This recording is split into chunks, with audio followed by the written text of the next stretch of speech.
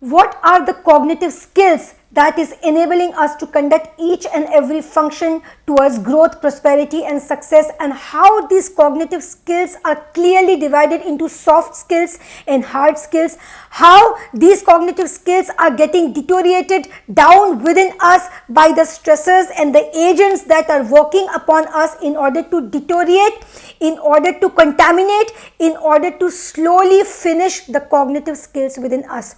What are those cognitive skills? What are those cognitive abilities? How do they contribute in our day-to-day life, in our day-to-day functioning? And how do we protect these cognitive skills from getting contaminated, from getting wasted, from getting exhausted, from being looted by certain stressors and certain agents? And who are those agents who are looting, who are openly looting and taking away the cognitive skills away from us that is already within us? How to rebuild those cognitive skills? So we begin by addressing what are those cognitive skills. Cognitive skills are those cognitive development that takes place within us right when we are in the womb of our mother, and as soon as we take birth, the cognitive development begins right from sucking and milking our mother. The cognitive skills and the development of how our senses are functioning, it begins, and it begins to grow thereon. Then the early childhood, then comes adolescent, then comes our college and university life, and then comes the middle age to old age and thereon.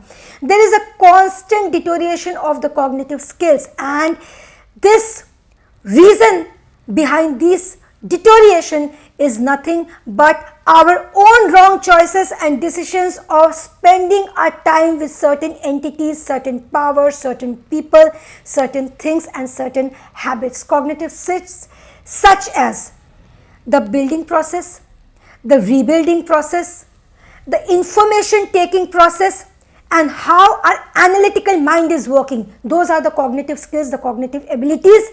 Reasoning ability. How do you reason something? Something you're seeing, how you're giving a logical reason to it, how you are perceiving that thing, how your reasoning ability is functioning, cognitive skill.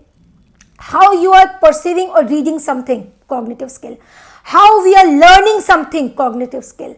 How we are applying our problem solving ability, whether or not we are being able to solve a particular problem, cognitive skill. Regardless of where you are, regardless of what is your work field, regardless of what kind of work or sphere or what kind of profession you're into, cognitive skill and abilities are something that is needed in every sphere, in every respect, in your house, within a family, how you're building your interpersonal relationships with your colleagues, how you're building your relationship with your family members, with your spouse, with your children, in the society, outside of the society, in the business world, in the workplace. Everywhere there is something, one of the strongest cognitive skills that is asked for, especially by the HR managers, those are problem solving ability. Every organization, every house, every human being next to you wants that you solve his or her problem. You should have a solution to the problem. That is what is asked for, and that is in demand, and that is what the market expects from anybody who is in an organization working for a particular company. Even in house, your children are going to respect you, your younger siblings are going to respect you, are going to value you if you contribute in their life by solving any of their problem, or you address a problem and give an appropriate solution to the problem. These are the skills that are required in the society, and that are strategically taken away by the society itself, by the agents itself. We have to stop getting our cognitive skill washed away. First of all, we have to recognize the agents.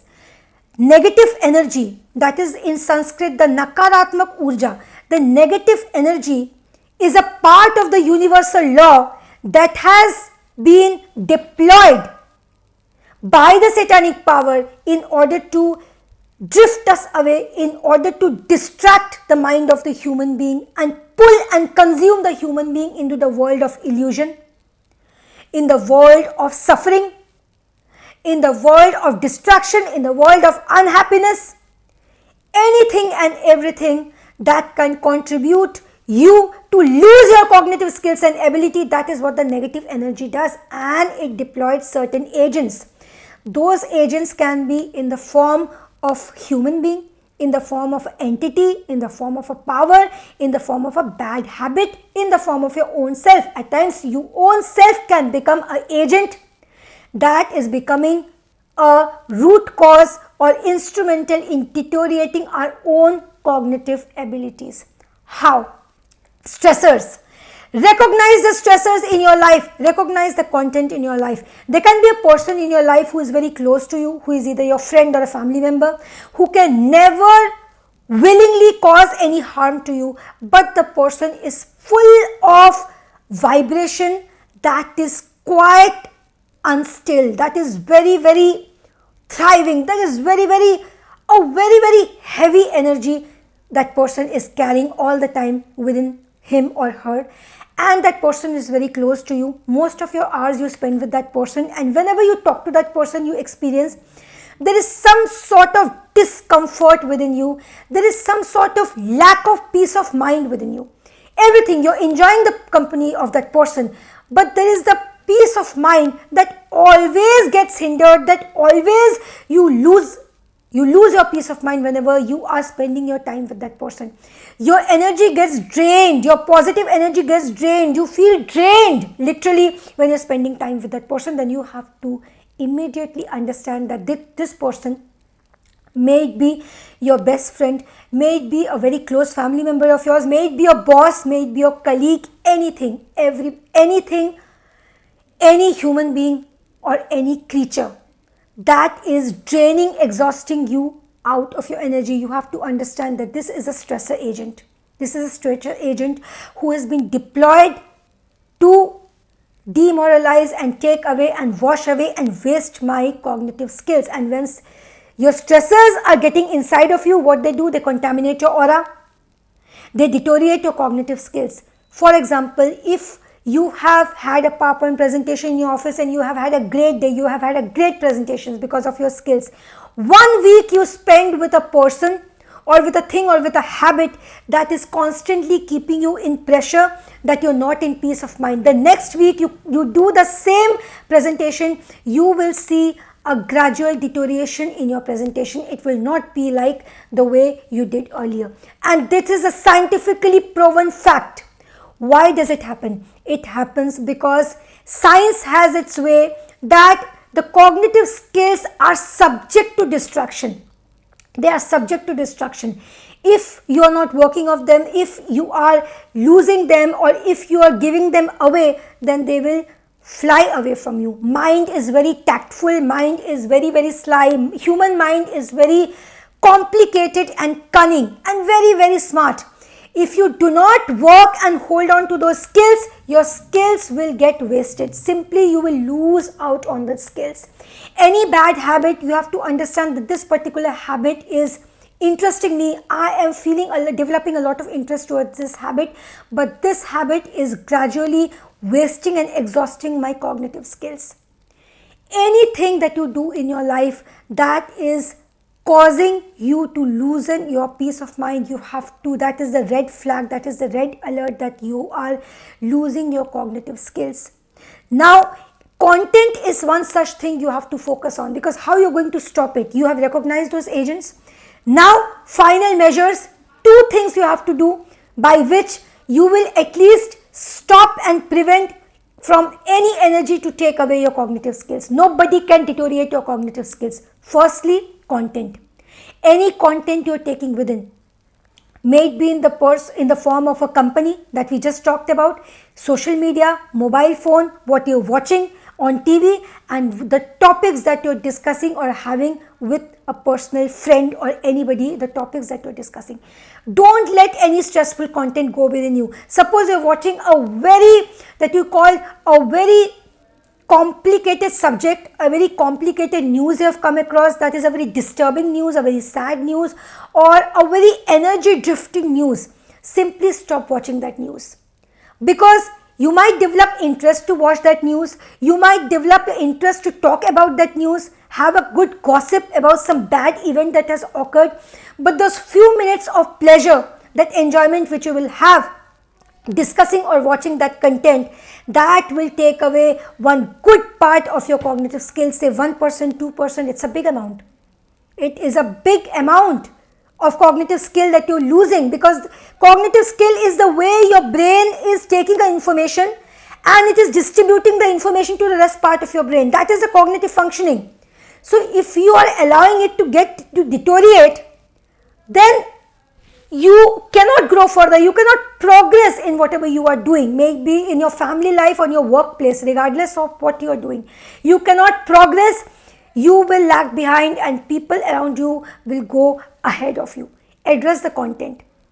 Make up your mind and decide, I will filter the content. Not that you don't watch entertainment, do watch entertainment, but be very selective. Be very selective that this is the person who keeps me under stress. I feel very drained with that person, so I will avoid and I will reduce my conversation, I will reduce my interaction with that person.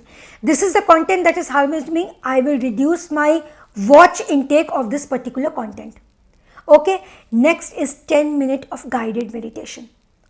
I can say 20 or 40 will be more ideally 20 to 25 to 40 minutes, but what people do is they become scared, so because they cannot take out daily that much of time, so at least if you become scared and choose not to do it, it's better something you do. So if not 20 to 40, minimum 10 minutes. 10 minutes is also good enough if you're a beginner. 10 minutes, give it to the guided meditation, audio and video. When you do audio video, you're hearing as well as visually you're watching. It plays a good part in your mind and it washes away the toxins and the negativity that you've taken within. But I'll say, if not audio video, focus on audio. 10 minutes of audio, what it does, it washes away all the toxins, the negative energy, the negative content that you have taken within, and it reboots the cognitive skill. Those skills get sharpened, and in a way it prevents those skills from getting misused, from getting exhausted. And in order to, if you want to really rebuild your cognitive ability, now 2 things. First step was addressing the stressors. Alright, once you recognize your enemy, only then you can work on that thing. Second, choosing and selective filtering of the content, and then guided meditation. Taking in that kind of content that will flush away your previous garbage content. Alright, now applying this one by one strategically, just 1 to 2 weeks, you will see the kind of changes that you're experiencing. You will experience yourself that yes, this is what you were lacking, and next, whatever you do, you perform, you function, you will see your performance levels go up and how it is increasing, because the skills already within you, leave alone rebuilding those skills, the skills already that are there within you are intact, are not getting disintegrated, are not breaking down. And when you perform with full cognitive attention, then you will see the kind of performance levels, and you will surprise everybody around you as well as you will surprise your own self that this is how you can perform. Bread 41 days of life-changing course, life-changing experience, no dependency, what the slavery, bread.